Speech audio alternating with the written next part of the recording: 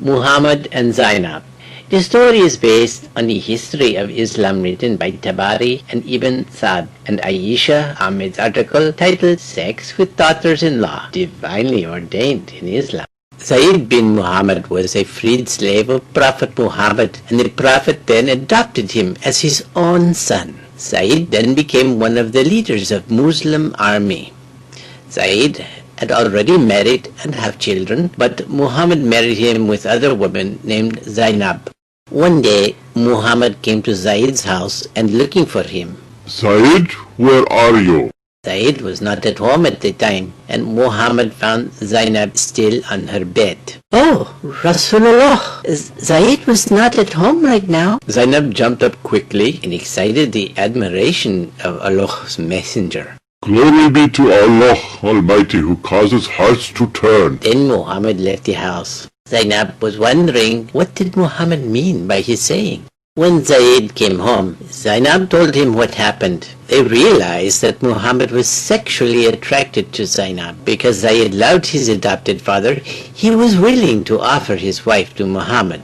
So Zaid came to the Prophet's house. Rasulullah, you are just like my own dad. If you are interested in Zainab, then I will divorce her so that you can marry her. No need to do that. Keep thy wife to thyself and fear Allah. I will not touch Zainab again for your sake, Rasulullah. Keep thy wife to thyself and fear Allah. Whew, what a relief. Although saying that, actually Muhammad hid his desire. Quran, Surah 33, verse 37. And when thou said unto him on whom Allah had conferred favor, and thou hast conferred favor, keep thy wife to thyself, and fear Allah, and thou didst hide in thy mind that which Allah was to bring to light, and thou didst fear mankind, whereas Allah had better right than thou should fear him. Ibn Sa'd wrote, when Muhammad was sitting and talking to Aisha, he suddenly was in a trance.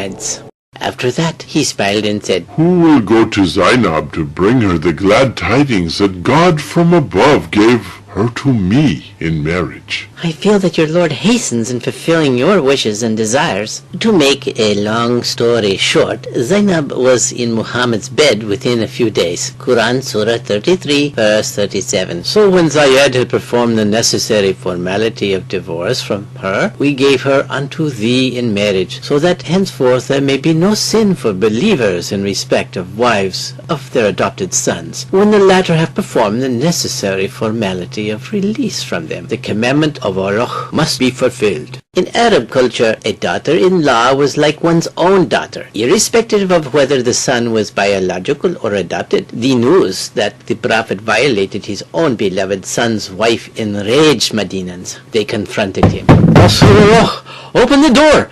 We have questions for you! MashaAllah, what has happened, my people? O Prophet of Allah, how could you? Of all the people and apostle of God, carrying out a disgusting and despicable act of sleeping with your own daughter-in-law? Your harem is bursting at the seams with young and beautiful wives. On top of that, you regularly take 20% cut from the crop of infidel captured women as your share of booty. Rasulullah, your act is an incest which puts the time-honored noble Arab tradition of adoption to shame.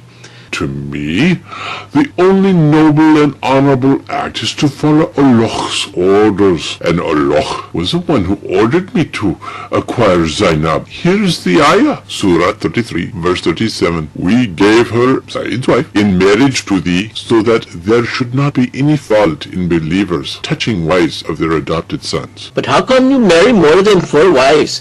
Wouldn't that still be called adultery? Oh, not at all, because I am allowed to have sex with my first cousins without marriage, and Zainab is the daughter of my aunt. Here's the ayah, Surah 33, verse 50. O Prophet, we have made lawful for thee the daughters of thy uncles paternal and aunts paternal, thy uncles maternal and aunts maternal, who have emigrated with thee. Prophet, are you sure that Surah 33, verse 50 was not brought to you by Satan, like he brought to you the satanic ayahs in Mecca? Oh, I don't get tricked by Satan anymore. I am dead sure that Jibreel brought it to me. Rasulullah, there is another matter which we like to discuss with you.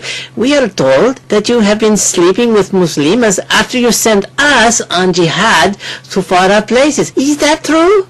Oh, yes, it is. Believing women offer themselves to me in the hope of salvation and special favors from Allah in the hereafter, and Allah has allowed me to fulfill the request by Surah 33, Ayah 50. And also allowed is any woman believer if she gives herself to the Prophet and if the Prophet desires her to have sex.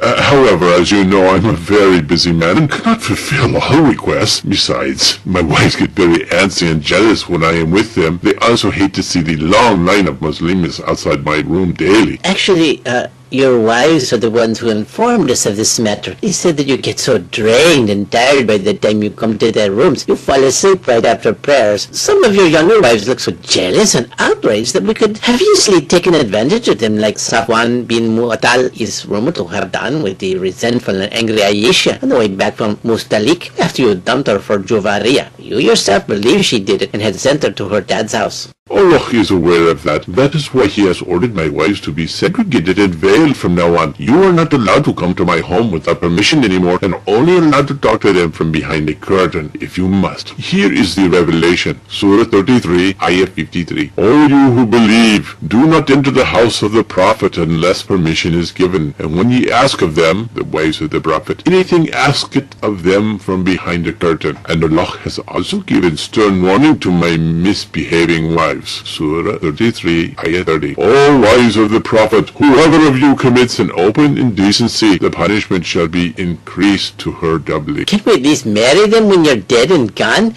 Because poor girls look so young and unfulfilled while you're old and ready to kick the bucket. No way. Nobody should touch them even after I'm gone. Why not? You do it. Because Allah said so. Surah 33, verse 53. And ye must not marry his wives after him forever. This would be a grave offense to God. Oh, forget about your wives.